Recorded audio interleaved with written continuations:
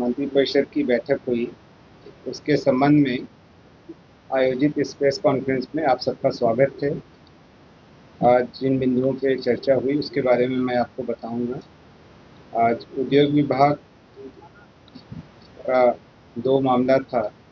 एक messrs Patel warehousing private limited अरावन बेन नालंदा को निवेश प्रोत्साहन के लिए वित्तीय प्रोत्साहन की क्लियरेंस की स्वीकृति दी गई।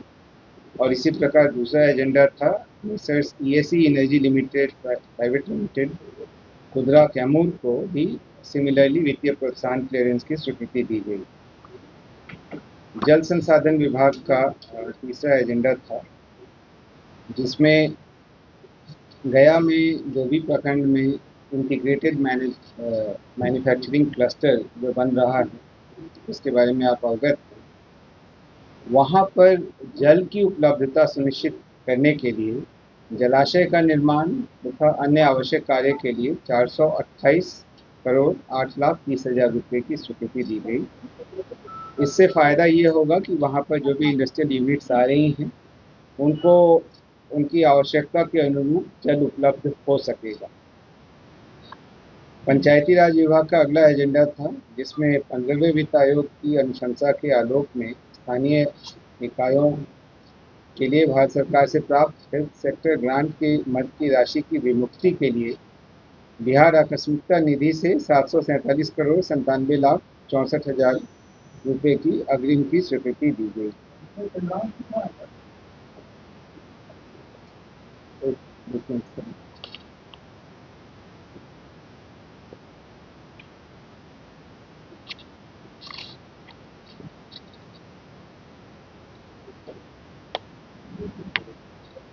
ये पूरी की पूरी राशि 15वें वित्त आयोग की अनुशंसा पर प्राप्त होती है, तो ये ग्रांट के तौर पर उपलब्ध।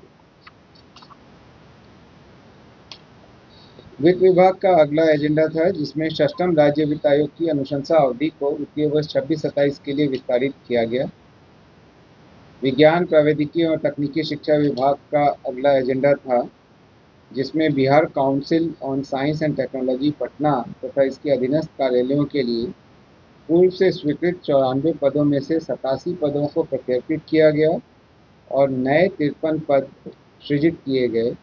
इस प्रकार से कुल अब 60 पद वहाँ हो गए और इसकी आज स्वीकृति दी गई।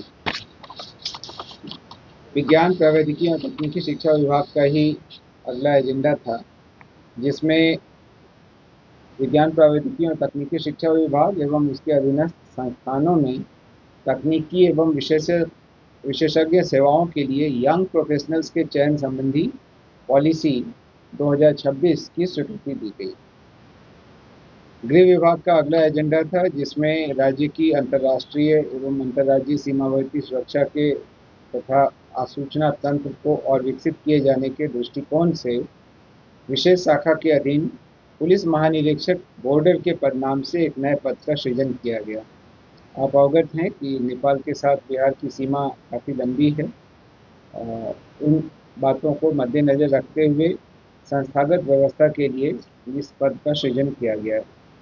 अगले 3 एजेंडा राजस्व एवं भूमि सुधार विभाग के थे, जिसमें अरवल, औरंगाबाद एवं सहरसा जिले में खेल के लिए स्पोर्ट्स कॉम्प्लेक्स निर्माण तथा आउटडोर स्टेडियम के निर्माण के लिए भूमि की हस्तांतरण की स्वीकृति दी गई है।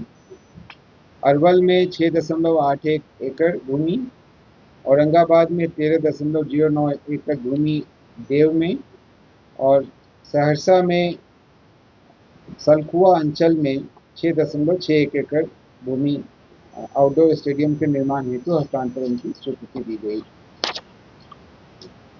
अगला एजेंडा है सिविल विमानन विभाग का।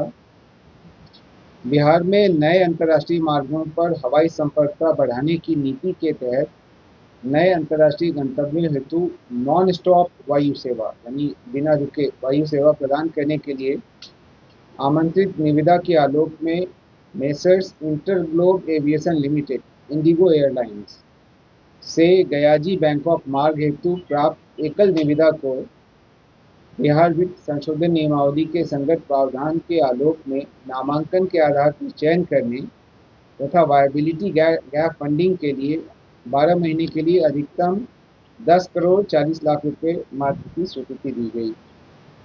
इससे ये होगा कि ये कंपनी जब गया से बैंकॉक के लिए डायरेक्ट फ्लाइट शुरू करेगी तो हर फ्लाइट में 5 लाख एक तरफ से और 5 लाख दूसरी तरफ से, यानी जाने और आने दोनों के लिए 5-5 लाख 10 लाख रुपए एक राउंड ट्रिप पर वायबिलिटी गैप फंडिंग के रूप में बिहार सरकार देगी। इससे अपेक्षा है कि यह एक इंटरनेशनल फ्लाइट यहाँ से शुरू होगी और इसके बाद अन्य भी जो है एयरलाइंस आगे आएंगे। गृह विभाग का अगला एजेंडा था जिसमें वामपंथी उग्रवादियों का सफल विरोध एवं नियंत्रण हेतु सृजित विशेष कार्यबल में विशिष्ट दक्षता प्राप्त एवं आसूचना संग्रहण इत्यादि में कौशल तथा पूर्वानुभव के आधार पर चिन्हित 50 दक्ष पुलिसकर्मियों को अधिकतम 15 वर्षों तक प्रतिनियुक्ति पर रखे जाने हेतु पुलिस महानिदेशक को शक्ति दी गई है। पूर्व में यह 10 वर्षों तक था। वर्तमान में अभी आप अवगत हैं कि वामपंथी उग्रवाद लगभग समाप्त हो गया है, लेकिन हमें उन जगहों पर अभी विशेष सतर्कता बनाए रखनी है। इसी के मद्देनजर यह निर्णय लिया गया। अच्छा, ये 12 नंबर जो एजेंडा था उसमें वो फ्लाइट मतलब डेली जाएगी या सीजनल फ्लाइट है? अभी